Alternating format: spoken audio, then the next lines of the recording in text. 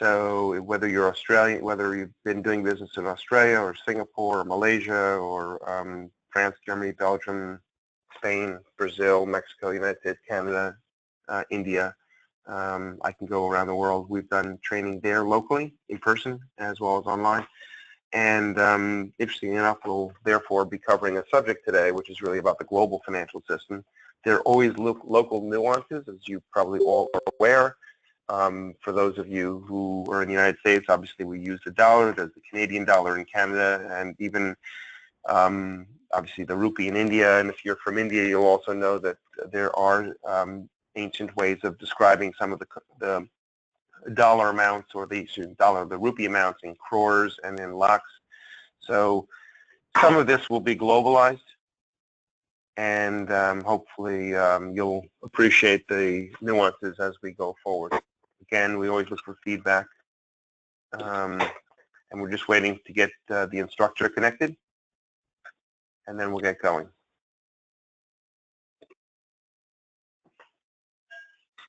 Unmuted.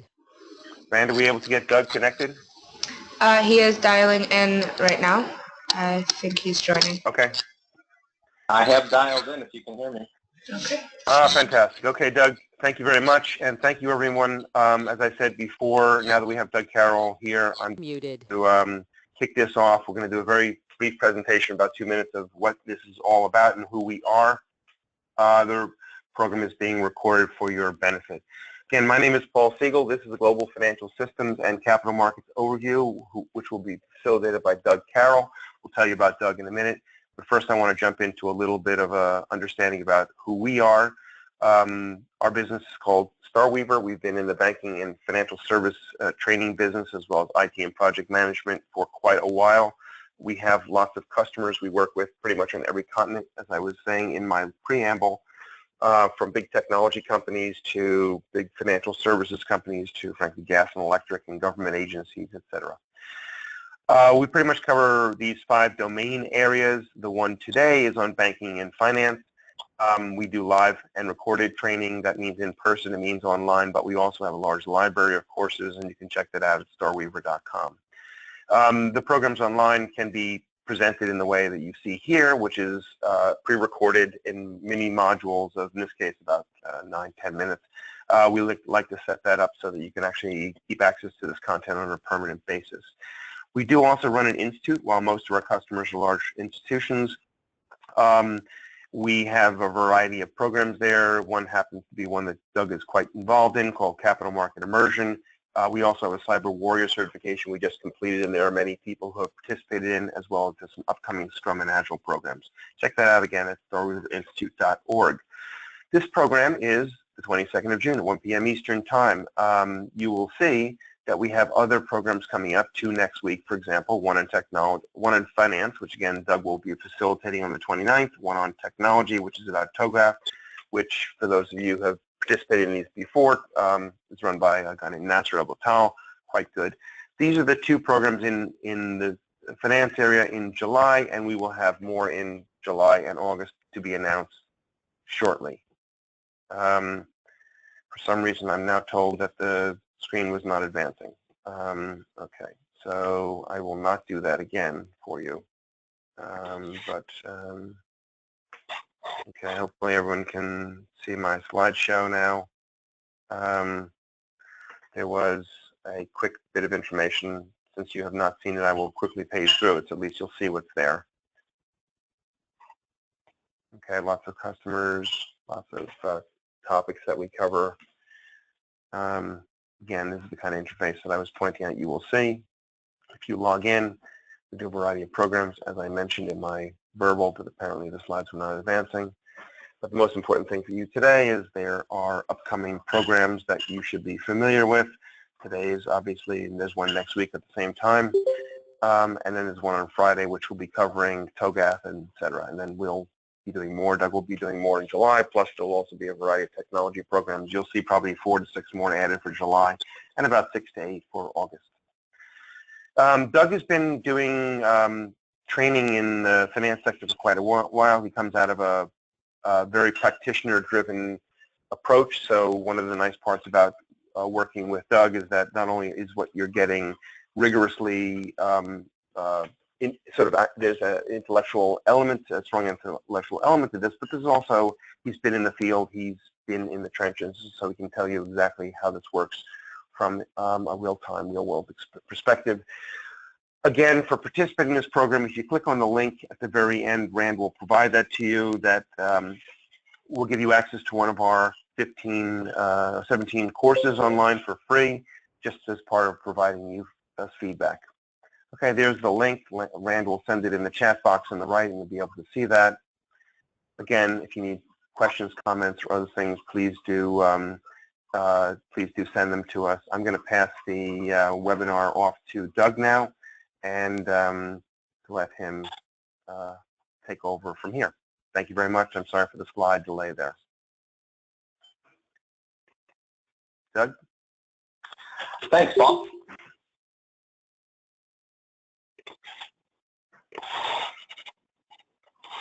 Well, welcome to Fundamentals Finance Session 1. And the session is Global Financial System, with an emphasis really on capital markets. So probably best to dive right in since time is short. Doug, you might need to maximize your screen, just the one thing I'll say.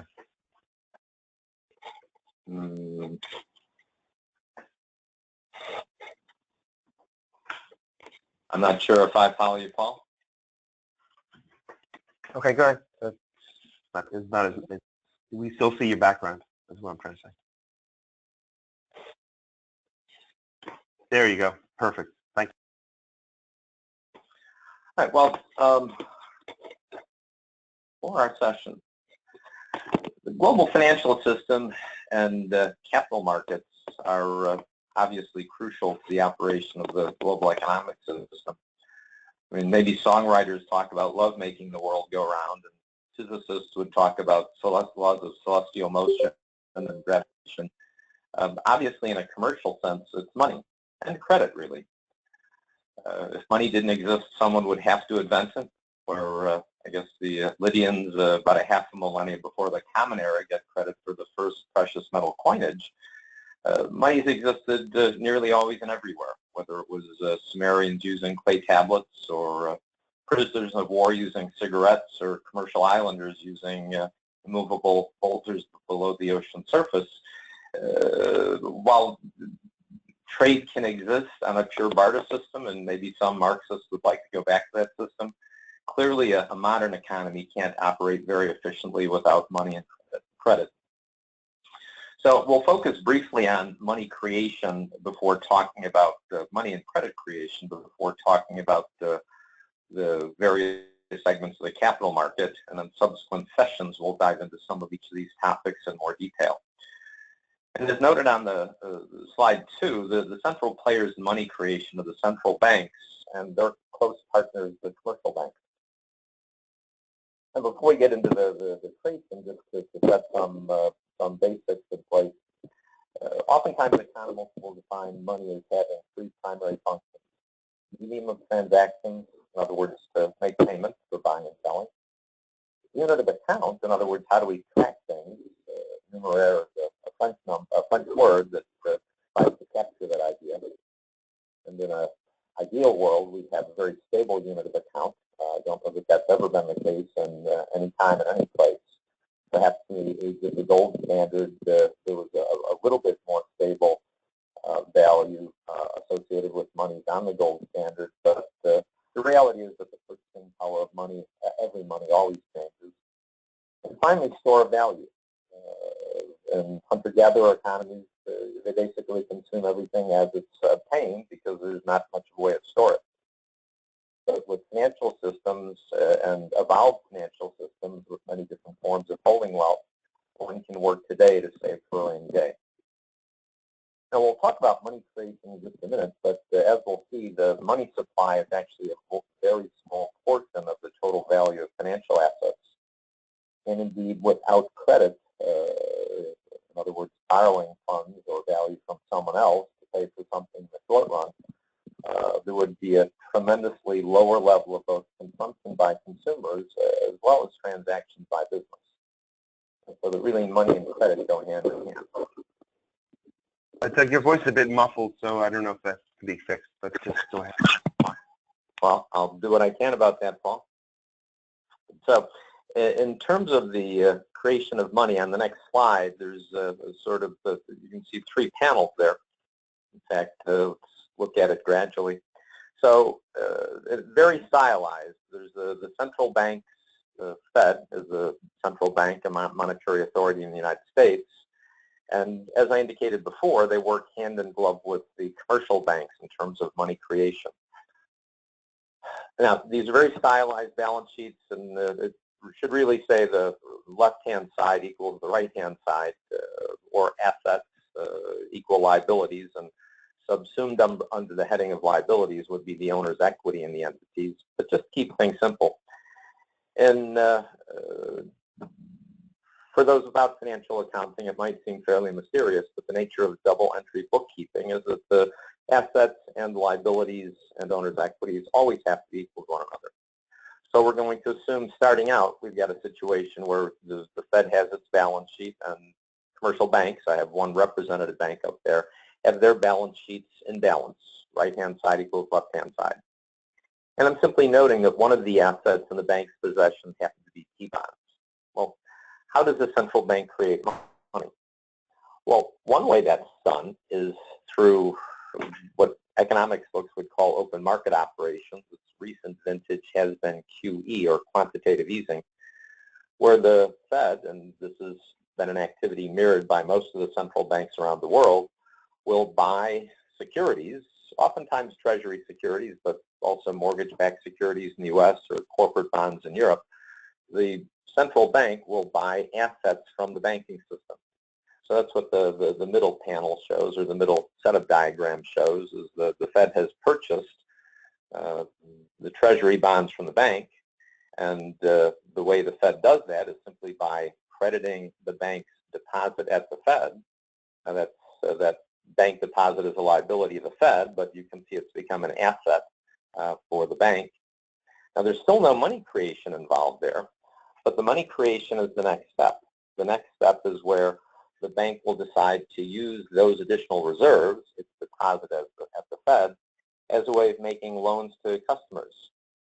Now, the loan becomes the bank's asset, and at least in the short run, before the borrower withdraws money from the bank, that loan takes the form of a deposit at the bank.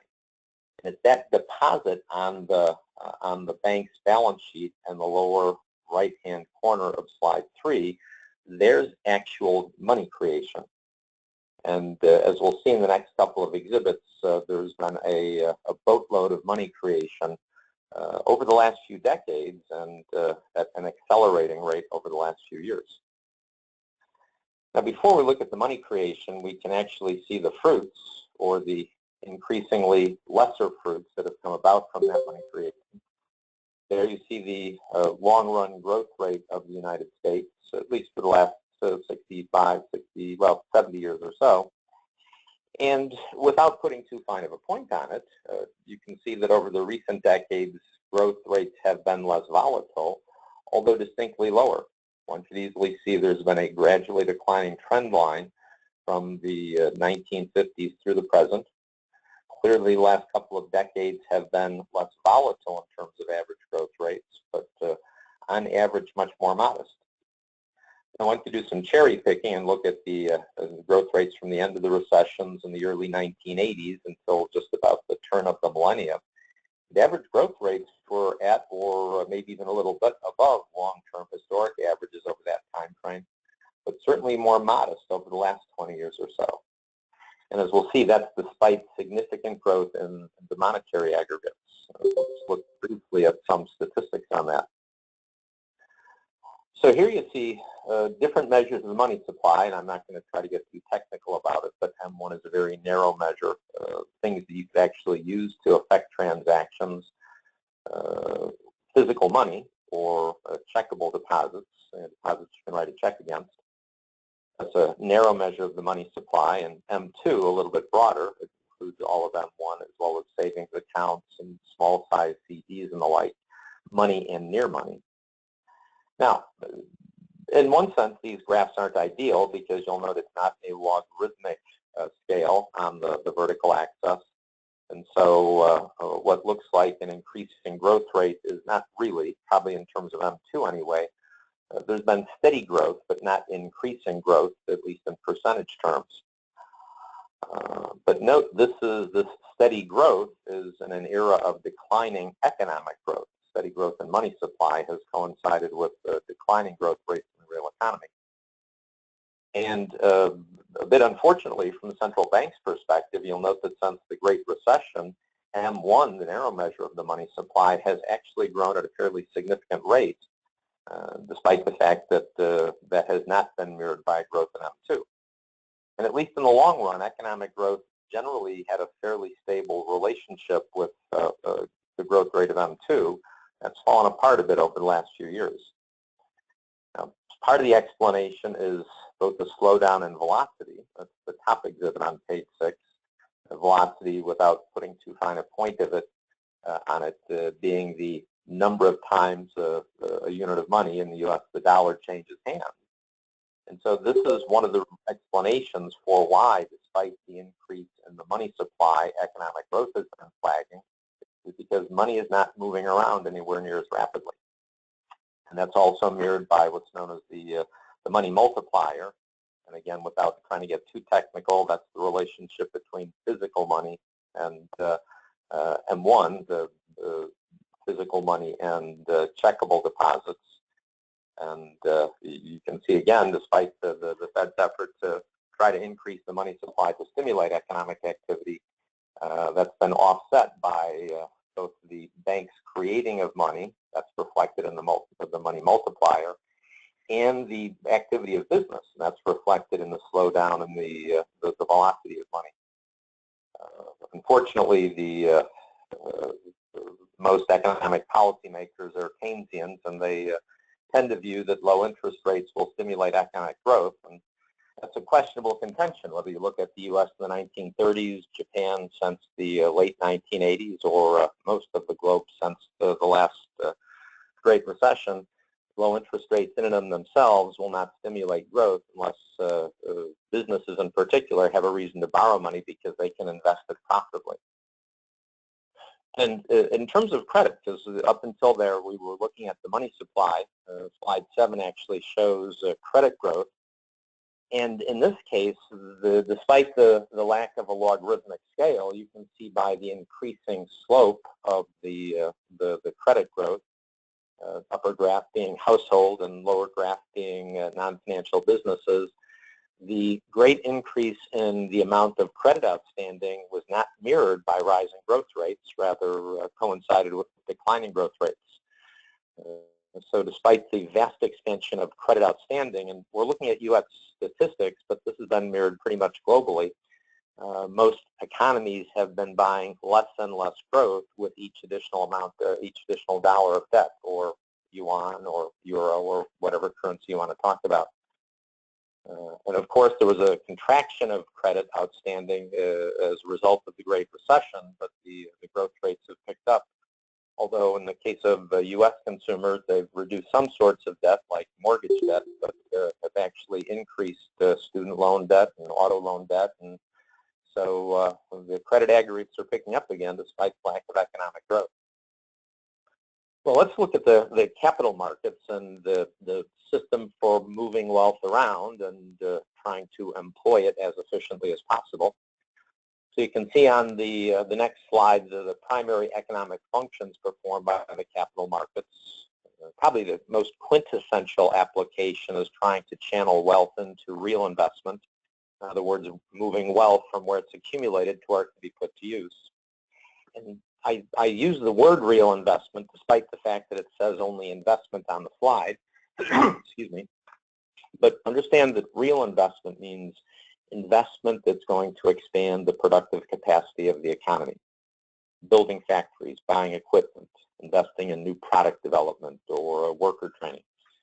So that's the investment that's being talked about there, and one of the primary functions of the capital markets is to try to move capital wealth into its most productive uses. Now, one of the ways it's presumably going to try to achieve that is by signaling where the highest return on capital is, and that's the second sub-bullet, pricing.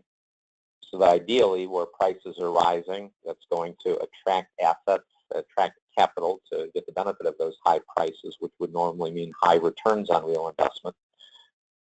And that's, again, one of the potentially unfortunate aspects of the central banks around the world keeping interest rates at close to zero for so many years, or even negative in some markets, because the interest rate is perhaps the most important price in the economy in terms of signaling where capital ought to be directed. And again, despite the good intentions of the central banks in terms of trying to increase economic growth, hiding the signals the market's giving off by manipulating interest rates might not be the most efficient way for allocating capital to its highest return uses. But beyond that, liquidity, in other words, the ability to convert assets into spendable forms so that one can consume or acquire assets to build productive capacity, and also manage risk, whether it's through the acquisition of insurance by pooling risks among the insured, diversifying securities portfolios, or hedging with derivatives. All of those are functions of the capital markets. Let's look more closely at the capital markets and its primary segments. And there's a number of ways one could divide the capital markets up. This is one of many ways of possibly doing it, to say there's 4 segments: securities markets, derivative markets, currency markets, and insurance markets. And we'll look at them and their subsectors in more detail in just a moment, but before we do that, let's pause a second and think about exactly what a capital market is, or what capital markets are. And normally, markets are ways of bringing together buyers and sellers. And that's true whether it's a stock market, a bond market, or a flea market. But capital markets, the name might actually be misleading, because that would make it seem like what's being brought together are buyers and sellers of capital. And as it turns out, in many capital market transactions, there is no exchange of funds. Now, we'll see this in more detail in some of the later segments, specifically when we look at derivatives, but there's a number of capital market transactions that don't actually result in an exchange of capital. We'll see the details later, but the creation of futures or forward contracts, there's no exchange of funds. There's an exchange of contractual commitments. The same is true in most swaps, at least if they're done at market, what's known as a par swap. Again, details to follow in subsequent sessions. But in many derivatives, the counterparties are exchanging contractual commitments to do something over time or at a later date, but there's no exchange of money for securities at the time of the derivative trade. And that's true in other derivatives too, but we won't talk yet about the deferred premium options and the like. But if capital doesn't always change hands in capital market transactions, what is actually changing hands, or what's being affected by all capital market trades? And perhaps a better way to think about capital markets than purely as a way of channeling wealth is the broader idea, and that is that capital markets are markets for pricing risk, because that's one of the things that always changes as a result of a capital market transaction. Money and securities aren't always exchanging hands, but what's always affected is the liability profile of the asset or liability portfolios of the parties to the transaction. And so oftentimes financial theorists will talk about the capital markets as markets for pricing risk or uncertainty, because regardless of whether one is exchanging a contractual commitment or exchanging securities, the ultimate outcome of that transaction, the impact will be on one's long-run assets or liabilities is not known. And markets try to assess prices today based on estimates about what's going to happen in the future, but clearly the future is beyond the ability of any of us to forecast very accurately. Well, let's look at the segments in a little bit more detail and talk briefly about their functions. So the 4 segments on the previous page are and I should note that before we go into them, that capital markets oftentimes are simply referred to as financial markets, almost another way of saying the same thing. So the 4 segments are the ones identified previously, or at least the 4 we'll start with: securities markets, derivative markets, currency markets, and insurance markets. Now, under derivatives, what I've got listed are really types of derivatives: options, futures, and forward, or swaps, excuse me. As we'll see later, this may not be the best way of categorizing derivative markets because derivative markets are always connected to the markets for the related securities or commodities. Although the common definition of derivative, something that derives its value from something else, is actually at best misleading, if not downright incorrect, because oftentimes derivative markets will move ahead of the markets they're presumably deriving their value from, which sort of stands the common definition on its head. That'll be one of the issues talked about in the fourth of the presentations in the series. But one way of thinking about the derivative markets is at least the different types of derivative contracts. Although, as we'll see later, swaps are either really packages of futures or forward contracts, at least the forward commitment swaps, and credit default swaps are really more like options than the other sorts of swaps. But the primary function of derivative markets is a way of sharing risk more optimally, as we'll see.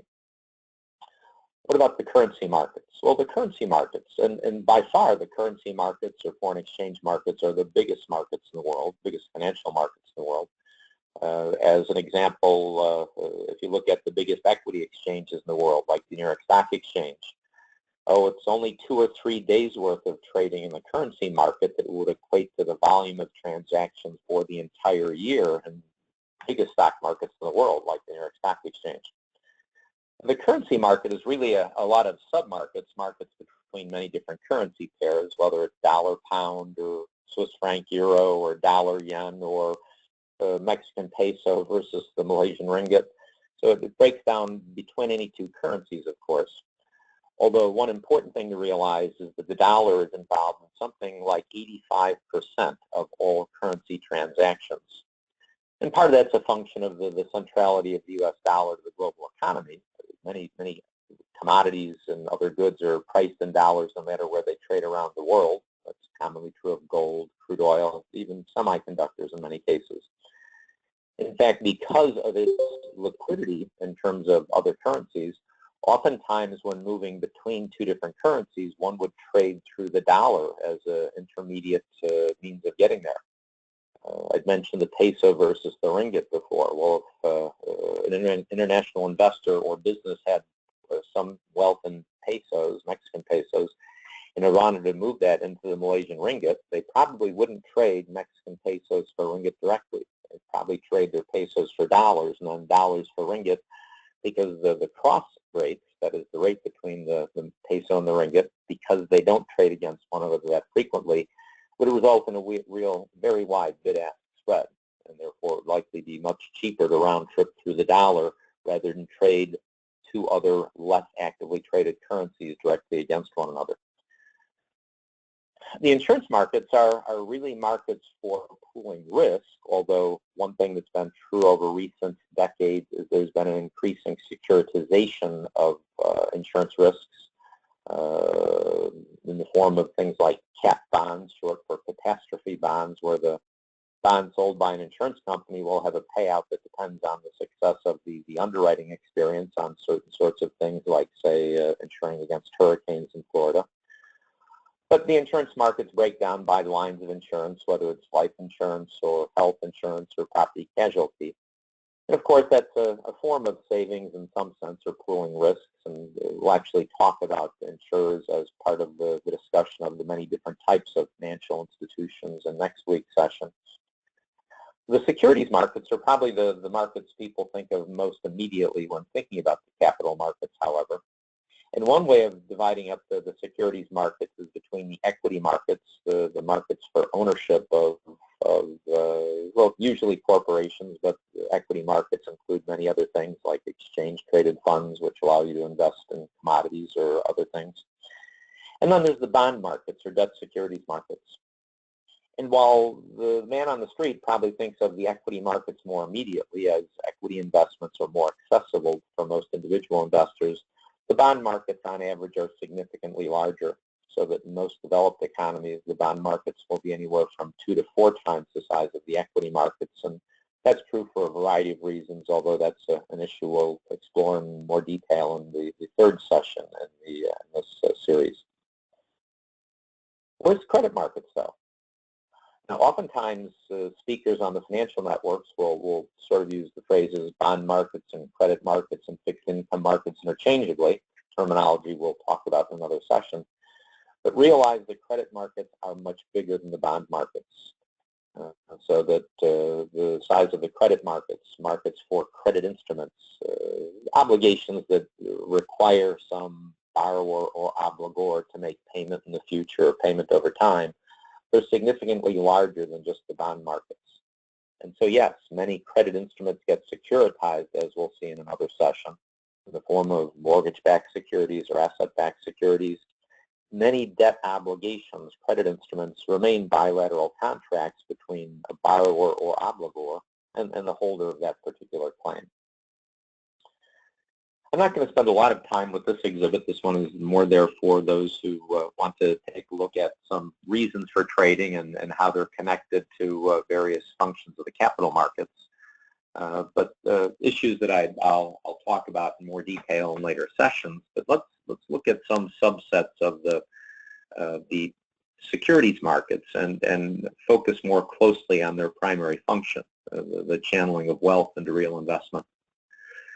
Most economics books never get down to this level of detail. Most introductory economics books, even at graduate schools, can hardly admit there's a financial market, a set of financial markets. They barely can handle money. But those that bother to do or try to capture a financial system will talk about wealth building up in the household sector and that wealth being channeled through the securities markets into real investment in the business sector. And again, recall the implication of real investment, building factories, buying equipment, developing new products, etc. So the household sector presumably is willing to invest their money as a form of savings to increase wealth for retirement and future consumption.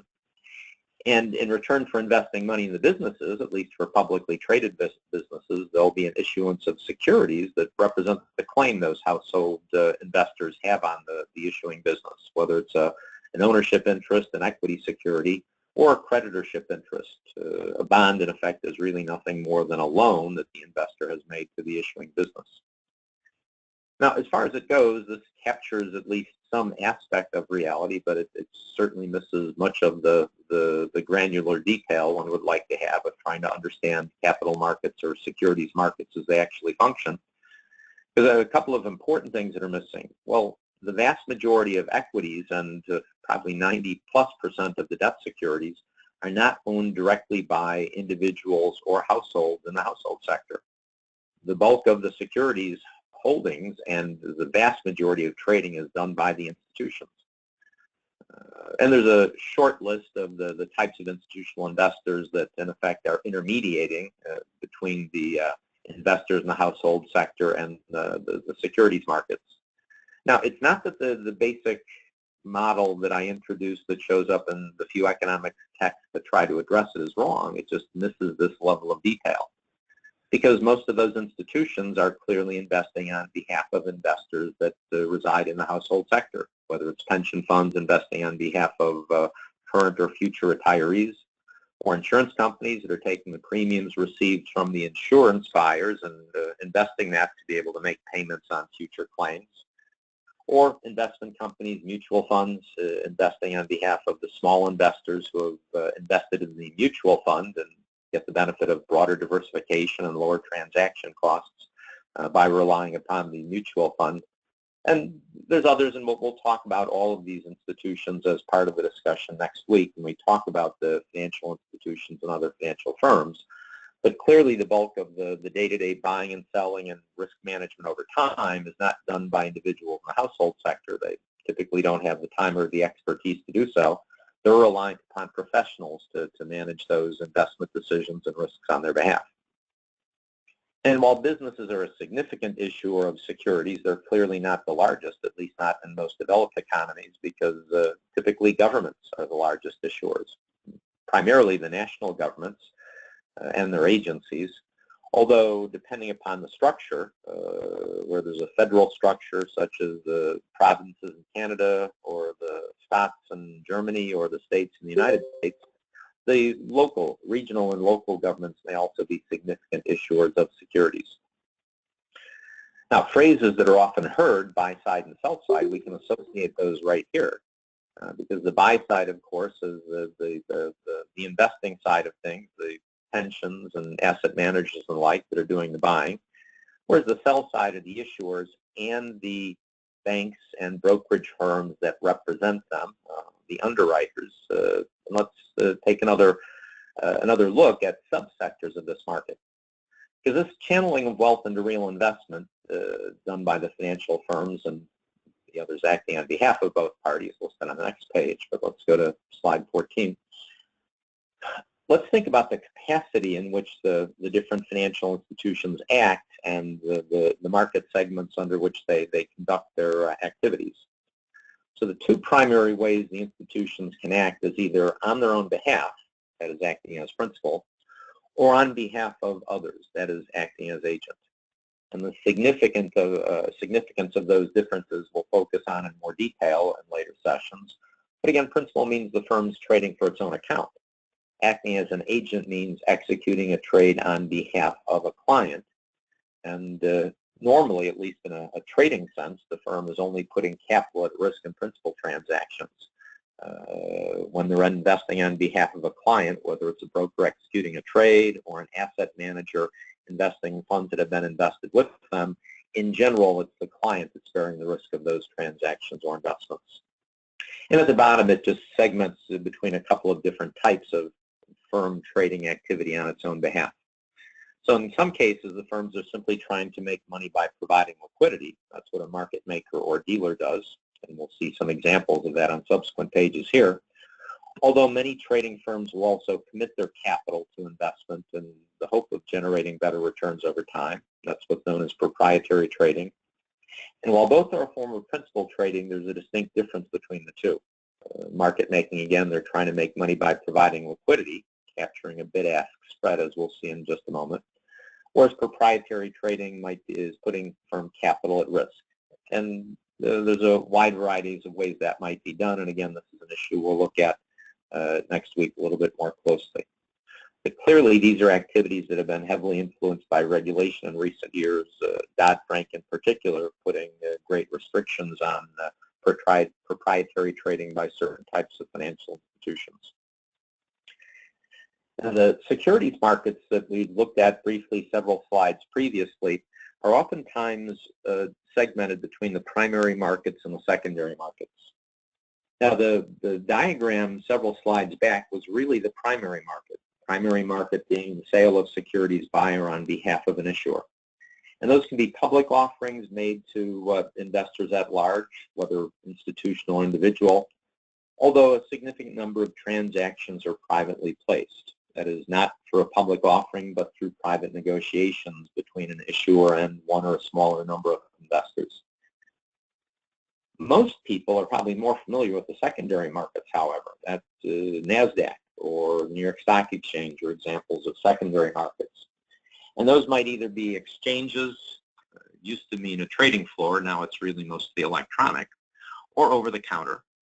And there's a distinct difference between the way those two markets operate. The first one is primarily an order-driven market, where the exchange will match up orders between buyers and sellers, whereas the over-the-counter market is more what would be described as a quote-driven market, or a dealer or market maker market, which is diagrammed on subsequent pages. But which of these two markets accounts for a greater portion of the transactions? While the quintessential function, channeling wealth into real investments, is really the function of the primary market, the vast preponderance of transactions take place in the secondary market on the order of 90-10 or maybe 95-5 or even 95-7. An issue we'll come back to later.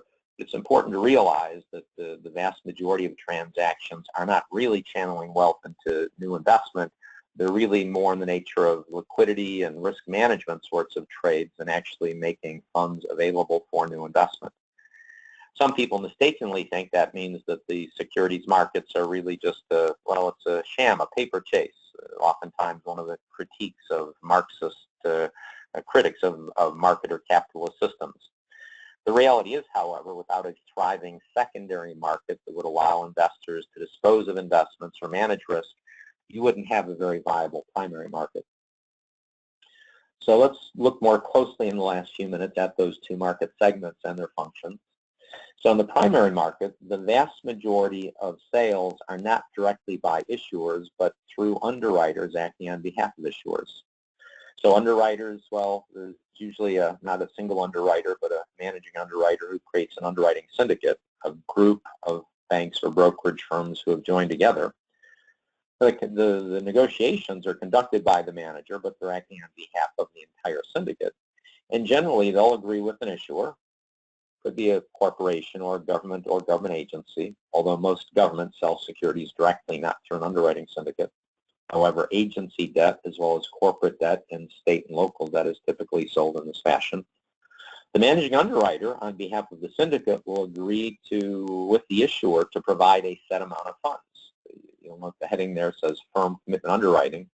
In other words, the underwriters are making a firm commitment to buy all the securities from the issuer, regardless of how well or how poorly the subsequent sales to investors go.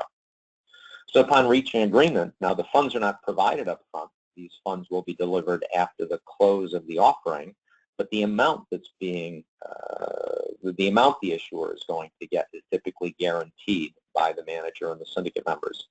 And this would be true for probably 98, 99+% of the securities underwritings, although they can also be done on an agency, what's known as a best efforts basis. That accounts for a very small percent of the overall transactions. So after reaching agreement, the underwriters buy the securities, the stocks or bonds from the issuing corporation, government agency, whatever it happens to be, and then they attempt to turn around and sell those securities to investors. And of course, in the ideal world, they're going to get more from investors than they've promised the issuer.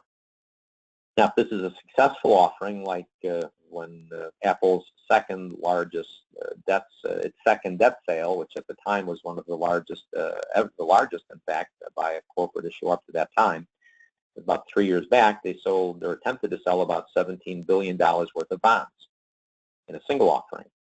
Well, investors placed orders for close to $50 billion. So clearly in a situation like that, the underwriters made all the money they had anticipated, and in fact the problem was making their clients happy because all of the orders couldn't be filled. On the other hand, the first time there was a $1 billion debt offering, now this is somewhat dated, it goes back to 1979, but at the time $1 billion was a lot of money. So in the first $1 billion bond offering by IBM, it was priced too aggressively. The underwriters were only able to sell about half the offering to investors, but the underwriters promised IBM basically $1 billion, and so the underwriters ended up having to buy half the bonds themselves. That's the significance or the implication of firm commitment underwritings. Now, some offerings are made directly between issuer and investors. All private placements are done that way. There might be a bank or broker involved as an advisor to the issuer, but they're not buying for resale to investors. On the other hand, most major country governments, whether it's German, Japanese, UK, US, they sell so many issues of security so frequently, all they need to do is announce the fact that they're going to conduct a sale, and investors are placing orders typically for a big multiple of the securities they have to sell. The bid-to-cover ratio, as it's known, on most U.S. Treasury offerings is usually 2, 2.5, or 3 times the number of orders to buy as there are bills, bonds, or notes to sell. Now, this is the primary market, and this is sort of the quintessential function, the directing wealth into real investment, or new investment anyway, although in truth many issues are simply paying off pre-existing issues that are maturing. The bulk of transactions take place in the secondary market. So in the secondary market, you've got trades between investors. Now, in some cases, it will be between investors directly. That's true on most exchanges, which have electronic order systems that match up orders between buyers and sellers. Although there are also electronic networks that institutions subscribe to, where they can list securities blocks they wish to sell or acquire and negotiate direct transactions with one another. But most of the bond market transactions do not take place in that fashion. Bond trades occur in any given issue, at least, less frequently. And so ready buyers and sellers for the same issue of bonds do not as often materialize at the same time. So the bond market is typically a dealer market, whereas an investor that might want to sell bonds will find a dealer that is willing to buy them. Now, the dealer's not buying for investment purposes. As I said before, dealers are typically in the business to make money by providing liquidity. So after they buy bonds from one investor, they're hoping to turn around and sell those to another investor, ideally almost at the same time, although hopefully not too far into the distant future. And where the dealers are making money, of course, is the difference between the price at which they're willing to buy, the bid price, and the price at which they're willing to sell, the ask price, also known as the offer price. So the bid-ask spread, the spread between the price at which the dealers are willing to buy or sell, that would represent the dealer's profit on an individual trade done on both sides of their quote.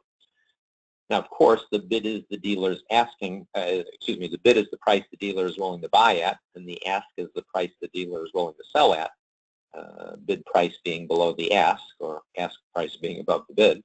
That's how the dealer's making money. Naturally, if you're trading with a dealer, you're on the other side of the trade. So the buyer, the investor that wants to buy, in this example, investor B, they've got to pay the price that the dealer is willing to sell at, and the selling investor, investor A, they've got to sell at the price the dealer is willing to buy at. So the clients are always on the wrong side of the bid-ask spread, if you will. Now, the important functions of the secondary market, and it's important to be clear on what the purpose is. The secondary markets are not directly channeling wealth into real investment. As you'll note in neither of the diagram trades here is the issuer getting any of the funds. But despite the fact the secondary markets don't channel wealth into real investment, they perform two very important functions. One is what we've talked about already, the liquidity. And that might be simply to convert securities into cash that can be spent on consumption or real investment purposes, or it might be a matter of moving money out of one investment into another. But in addition to that liquidity, the other things that the secondary markets do is they provide information about the current value of investments. Primary markets price things once only at issuance. And given the reality of existence, things change constantly. So for markets to act as efficient allocators of capital, they need to give off signals about current returns. And that's what the price discovery is a reference to. Secondary markets are continually repricing the value of assets based on expectations about risk and return. And to the extent markets can function efficiently and not be too interfered with by governments, those price signals will presumably signal where there are higher returns available, thus attracting capital into investment in those sectors in the economy, and where capital ought to be reallocated away from, where returns are relatively low. So I hope all the listeners have found the presentation helpful, and look forward to speaking to you in subsequent sessions. Do we have any questions about things discussed over the course of the presentation?